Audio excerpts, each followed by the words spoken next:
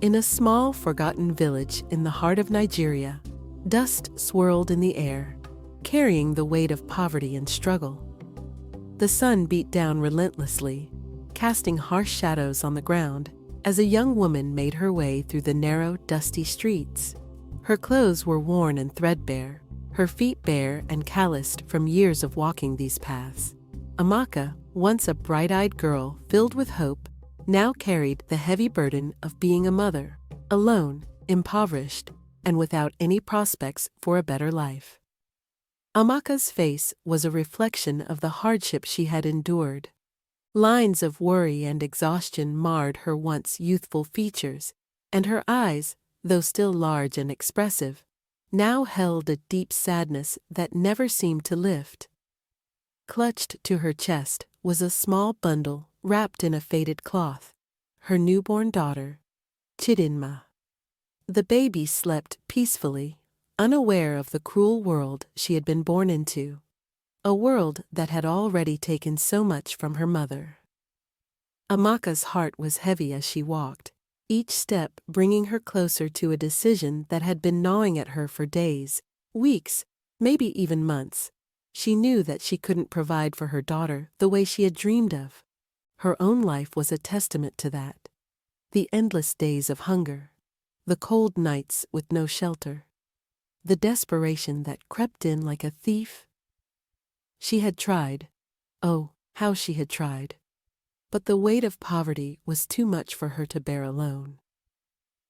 With each step, the village orphanage loomed larger in the distance, a small, weather-beaten building that stood as a beacon of hope for some, but for Amaka, it symbolized the end of a chapter in her life that she never wanted to close. She had heard stories of mothers like her, women who had been forced to give up their children in hopes of giving them a better life, but she never imagined she would be one of them. And yet, here she was, walking toward the only place that could offer her daughter a chance at survival. The sun dipped lower in the sky as Amaka reached the orphanage, its once white walls now cracked and peeling, its yard overgrown with weeds. The orphanage was a place for the abandoned, the forgotten, and the unwanted.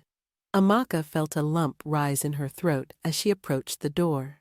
Inside, she was greeted by the soft hum of children playing, their laughter a sharp contrast to the sadness that filled her heart. A tall, older woman, Mama Ninkichi, appeared at the door, her kind eyes taking in the sight of the young mother and her infant. Mama Ninkichi had seen many like Amaka over the years, women who had been beaten down by life, women who had no other choice but to surrender the most precious part of themselves in the hopes that their children might have a chance at a better future. Amaka's hands trembled as she held out her daughter, her voice barely above a whisper. "Please take her. I can't give her the life she deserves." Mama Ninkichi looked at the baby, then back at Amaka. She had no words for this kind of sorrow. Instead, she gently took the child from Amaka's arms, cradling her as if she were her own. Amaka's knees buckled, and she collapsed to the ground, her tears falling freely. The weight of her decision crashed over her like a wave, and for a moment she thought she might drown in her grief. "I will find you," Amaka whispered, her voice choked with emotion. "I will come back for you, my love. One day, I will be strong enough to take care of you." But even as she said the words, a part of her knew it might never happen. She rose slowly, wiping the tears from her face, and with one last look at her daughter, Amaka turned and walked away, her heart shattered, leaving a piece of herself behind that she would never fully reclaim. Time passed, as it always does, with days turning into months, and months into years. Amaka's life changed in ways she could never have imagined on that fateful day. After leaving her daughter behind, she made her way to Lagos, the bustling capital city that was teeming with opportunities for those brave enough to seize them. Amaka had always been determined, and with nothing left to lose, she poured all of her energy into building a new life. At first, it was a struggle. Lagos was a city that did not easily forgive weakness. Amaka took whatever jobs she could find, from selling wares in the crowded markets to cleaning homes for the wealthy. She lived in a small, cramped room in the heart of the city, surrounded by the noise and chaos of urban life. But through it all, she kept her focus on one goal: to rise above her circumstances and build a life of wealth and security. And rise she did. Through sheer grit, determination, and a bit of luck, Amaka found herself climbing the ranks of Lagos society. She learned the art of negotiation, the power of business, and how to navigate the cutthroat world of real estate. What had once seemed impossible now became her reality. Slowly, she amassed wealth, buying properties, building connections, and growing her empire. By the time Amaka was in her 40s, she was one of the wealthiest women in Nigeria. She owned estates, skyscrapers, and land across the country. Her name was spoken with both admiration and fear in business circles. Amaka had transformed herself from a poor village girl into a billionaire, a powerful woman whose influence stretched far and wide. But despite all her success, there was one thing missing. One part of her that wealth could not fill. Chidinma, the daughter she had given up all those years ago, was never far from her thoughts. Every time she looked in the mirror, every time she sat in her lavish mansion, surrounded by luxury, she thought of the child she had abandoned. The guilt gnawed at her, and though she had tried many times to locate Chidinma, the search always ended in disappointment. Amaka had hired private investigators, scoured records, and followed leads, but her daughter seemed to have vanished into thin air. The trail had gone cold, and Amaka feared that she might never find her. And so, she filled the void in her heart the only way she knew how: by adopting a child. Emeka entered Amaka's life when he was a young boy, barely 5 years old. His parents had died in a tragic accident, leaving him an orphan. Amaka had taken him in, and though he was not her biological child, she raised him as if he were. Emeka grew up in luxury, never wanting for anything. He attended the best schools, wore the finest clothes, and traveled the world. Amaka doted on him, showering him with love and attention, hoping that in some way he might fill the empty space in her heart. But Emeka, despite his privileged upbringing, was a kind and gentle soul. He never let his wealth or status go to his head. As he grew older, he developed a deep sense of empathy for those less fortunate than himself, and he often found himself drawn to the people who worked in his mother's mansion. One person in particular caught his attention: Kioma, one of the maids who had been with the family for several years. Kioma was quiet and unassuming, always keeping to herself. She worked hard, never complaining, even when the tasks she was given were difficult or demeaning. Her life had been full of challenges. She had been raised by a kind but poor woman, Mama Nkechi, in a small village much like the one Amaka had come from. When Mama Nkechi passed away, Kioma had been forced to find work in the city, eventually ending up in Amaka's mansion.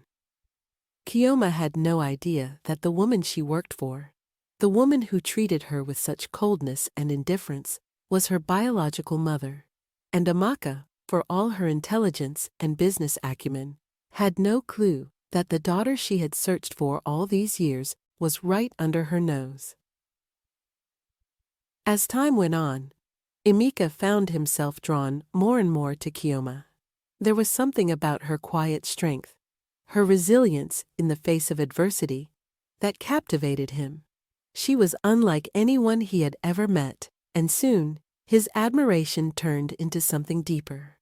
Emeka was falling in love, but love, especially in a household as divided by class as Amaka's, was not without its complications. Emeka knew that his mother would never approve of his feelings for Kioma. Amaka, despite her humble beginnings, had grown to value wealth and status above all else. She had worked too hard, sacrificed too much, to see her adopted son throw away his future on a mere maid. Still, Emeka couldn't help himself. He began to seek out moments alone with Kioma, small stolen glimpses of happiness in an otherwise cold and rigid household. They would talk in hushed tones, sharing stories of their lives, their dreams, and their fears. Kioma, for her part, was hesitant at first. She knew the dangers of falling for someone so far above her station. But Emeka was different from the other wealthy men she had known. He was kind, thoughtful, and sincere. Their secret love blossomed in the shadows of Amaka's grand estate, hidden from the prying eyes of the other servants and the judgmental gaze of Amaka herself. But secrets, as they always do, have a way of coming to light.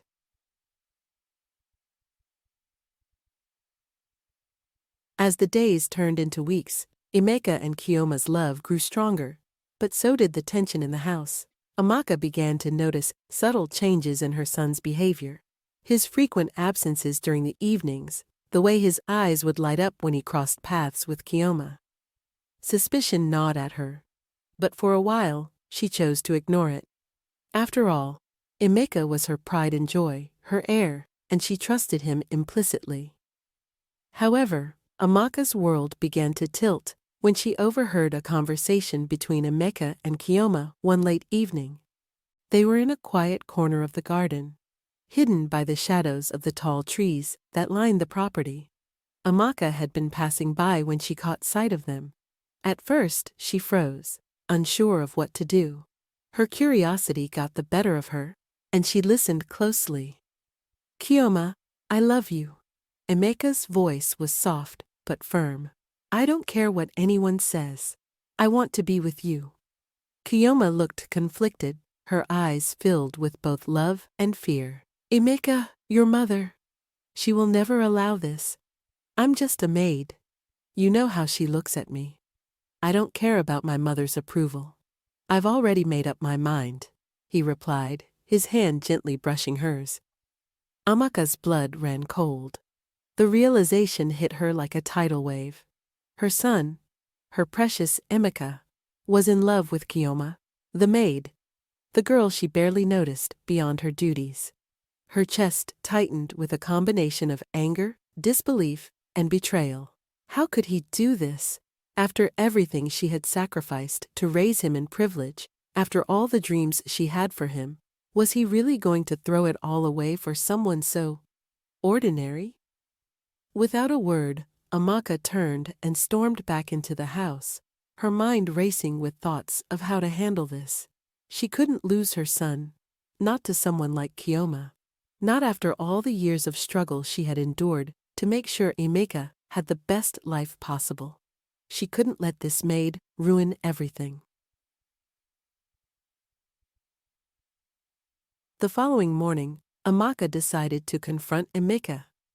As they sat down for breakfast in the lavish dining room, the tension in the air was palpable.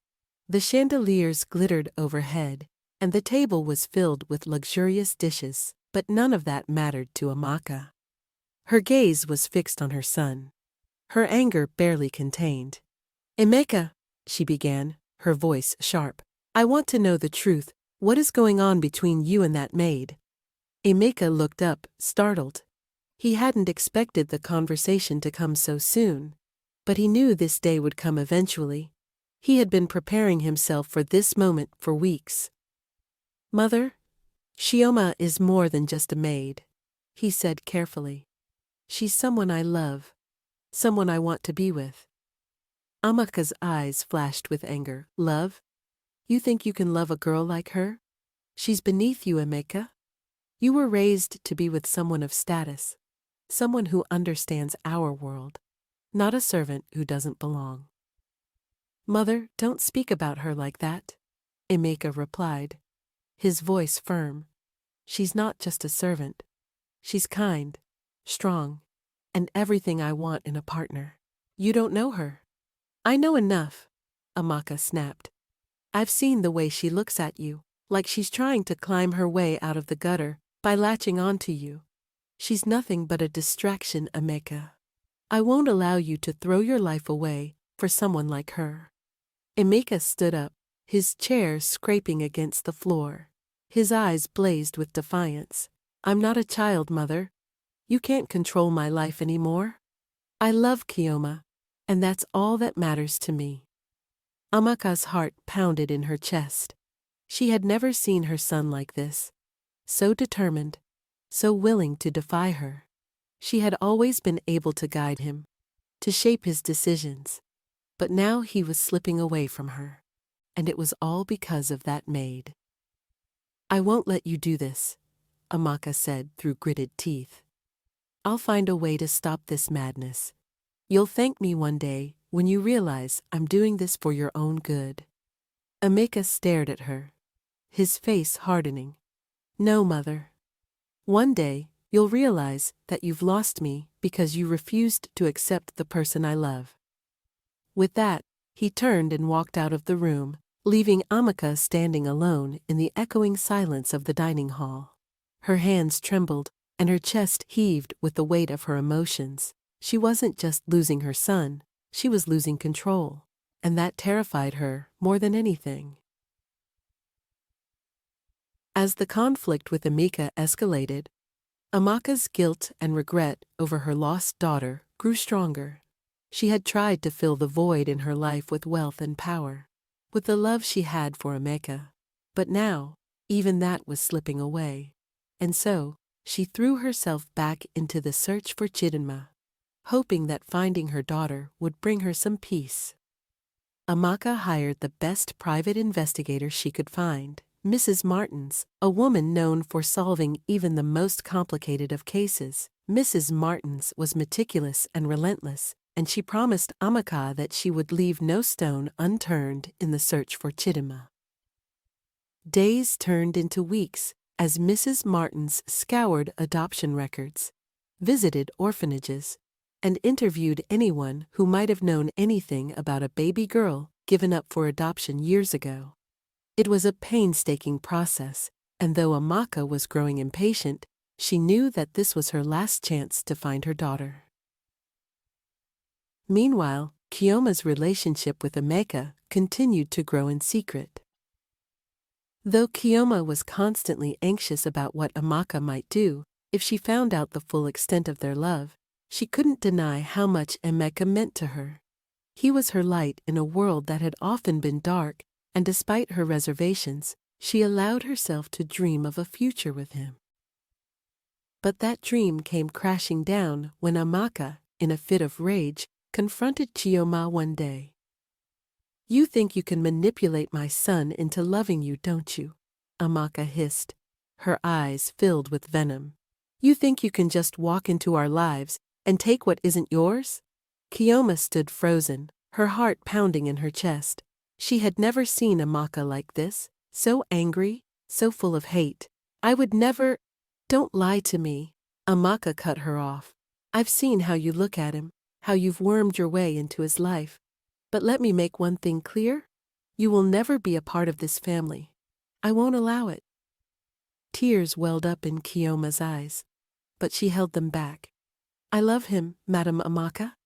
I didn't plan for this to happen, but it did. Please, just give us a chance. A chance? Amaka scoffed. You think I'm going to let a girl like you marry my son? Over my dead body? The words stung, but Kioma stood her ground. You don't know anything about me, Madam Amaka. You don't know where I come from or what I've been through. All you see is a maid, but I am more than that. Amaka's jaw clenched. You're nothing to me, Kioma. You never will be. With that, Amaka turned and left, leaving Kioma standing there, her heart shattered. She knew now that her love for Emeka would never be accepted, and the weight of that realization was almost too much to bear. As Amaka's anger toward Kioma boiled over, Mrs. Martins was quietly making progress in her investigation. The trail had been long and difficult, but after weeks of digging through records and piecing together bits of information, she had found something: a set of adoption papers that led her directly to Kioma. The realization hit Mrs. Martins hard.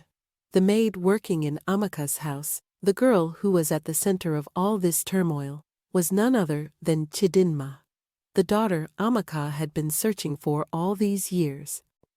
Mrs. Martins knew that the revelation would be explosive. She had seen the way Amaka treated Kioma, the way the two women clashed. To think that they were mother and daughter, separated by years of misunderstandings and lost time, was almost too much to comprehend. Still, she had a duty to inform Amaka. She arranged a meeting with her in the grand sitting room of the mansion. Amaka, though exhausted by the drama of the past few weeks, sat anxiously as Mrs. Martins prepared to deliver the news. "Madam Amaka," Mrs. Martins began, her voice calm but serious, "I believe I've found your daughter." Amaka's heart leapt in her chest. "You found her? Where is she? Who is she?" Mrs. Martins hesitated for a moment, knowing how shocking the truth would be. "Madam, your daughter is closer than you think. She's been with you all along. Kioma, she is Chidinma." Amaka stared at her in disbelief. "What? No, that's impossible. Kioma? My daughter." Amaka's mind raced as Mrs. Martin's words echoed in her ears. Kioma? Her daughter? The idea was incomprehensible. Her hands shook, and her heart pounded in her chest as she struggled to absorb the truth. "No, no, you must be mistaken," Amaka muttered, her voice barely audible. "Kioma can't be my daughter. She's a maid. She can't." But deep down, something clicked into place. Amaka's hands clenched in her lap as the reality she had been avoiding for years began to settle in. The child she had searched for, the one she had sacrificed everything for, had been right in front of her this whole time. The very girl she had treated with coldness and disdain was her Chidinma, her daughter. Mrs. Martins placed the adoption records in front of Amaka, proof of the long-lost connection between her and Kioma. Every detail was there. The orphanage records, the date of Kioma's adoption by Mama Nkechi, the old woman who had raised Kioma in a small village. The truth was undeniable, and as much as Amaka wanted to resist it, there was no escaping it. Amaka's body went cold with regret. Every harsh word she had spoken to Kioma, every moment of disdain and superiority she had displayed, crashed down on her like a tidal wave of guilt. The image of her daughter, the child she had sworn to find, to cherish, to provide for, was suddenly intertwined with the memory of how she had treated Kioma all these years. Tears welled up in Amaka's eyes as she clutched the papers, her vision blurring. "How could I not have seen it?" she whispered, more to herself than to Mrs. Martins. "How could I have been so blind?" Mrs. Martins remained silent, knowing that there were no words that could ease the weight of Amaka's grief. The private investigator had done her job, but the emotional storm that followed was beyond her control. Amaka shot up from her chair, her movements frantic. "I have to find her. I have to tell her the truth." Without another word, she rushed out of the room, her heart pounding with urgency. Meanwhile, Kioma, unaware of the revelation, had fled the mansion in a daze. After Amaka's harsh confrontation, she couldn't take it anymore. The love she had for Emeka was real, but so was the impossibility of their situation. She had tried to rise above the differences in their status, but Amaka's relentless rejection had crushed her spirit. With tears streaming down her face, Kioma found herself walking the familiar path to Mama Nkechi's grave. It was her safe haven, the only place where she could feel a sense of comfort and connection to the woman who had raised her. Kioma knelt in front of the simple grave marker, the sky darkening above her as dusk settled over the landscape. "Mama Nkechi," she whispered through her sobs, "I don't know what to do. I don't belong there.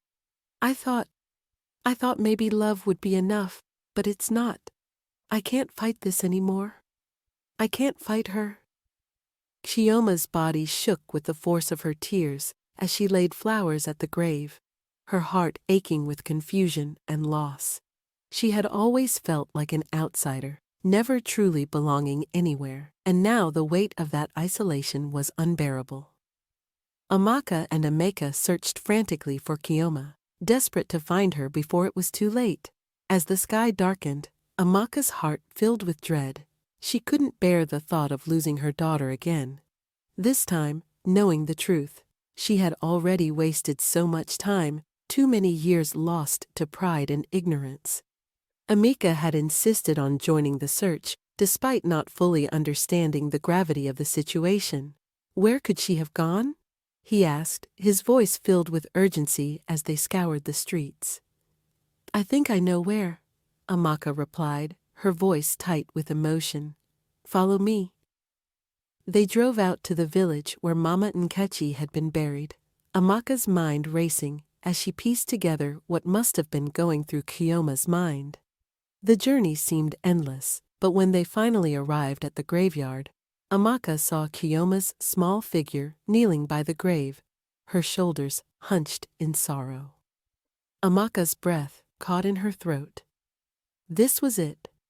The moment of reckoning she had been avoiding all these years. Her daughter, her Chidinma, was right there, within reach. But would she ever forgive her? Amaka approached cautiously, her heart pounding. Kioma, she called out softly, her voice trembling. Kioma, please, please let me explain. Kioma turned around, her tear-streaked face filled with confusion and hurt. What is there to explain, Madam Amaka? You've made it clear how you feel about me. Amaka shook her head, tears filling her eyes. No, you don't understand. I didn't know that you're my daughter. Kioma's face twisted in shock and disbelief. What? What are you talking about? Amaka knelt in front of her, her hands trembling as she reached for Kioma's. You're my Chidinma, the daughter I gave up all those years ago, the one I've been searching for ever since. Kioma, you are my child. For a moment, the world seemed to stop. Kioma's mind reeled as she tried to process what Amaka was saying. Her breath came in shallow gasps, and she shook her head as if denying the possibility. No, that can't be true. How could you not know? Amaka's tears fell freely now. I didn't know. I was blind. I've spent so many years searching for you, but I never imagined you were right here in front of me. I'm so sorry. For everything. For the way I treated you. I was cruel. I was proud, and I was wrong. I never realized. I never knew you were my daughter. Kioma's hands trembled as the weight of the revelation settled in. Her mother, the woman she had both feared and despised, was the very person she had longed to know all her life, but how could she reconcile the woman who had hurt her with the mother she had always dreamed of? You treated me like I was nothing, Kioma whispered, her voice shaking with emotion. How could you? Amaka broke down, sobbing. I was blind, Kioma. I was so focused on my own success, on finding you, that I couldn't see what was right in front of me. I don't deserve your forgiveness, but I'm begging you. Please give me a chance to make this right. Please, let me be your mother. The silence that followed was deafening. Kioma's heart warred with itself.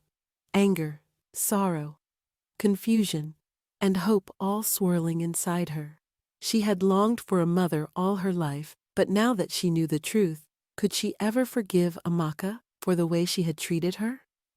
Emeka, who had been standing quietly, watching the emotional scene unfold, stepped forward.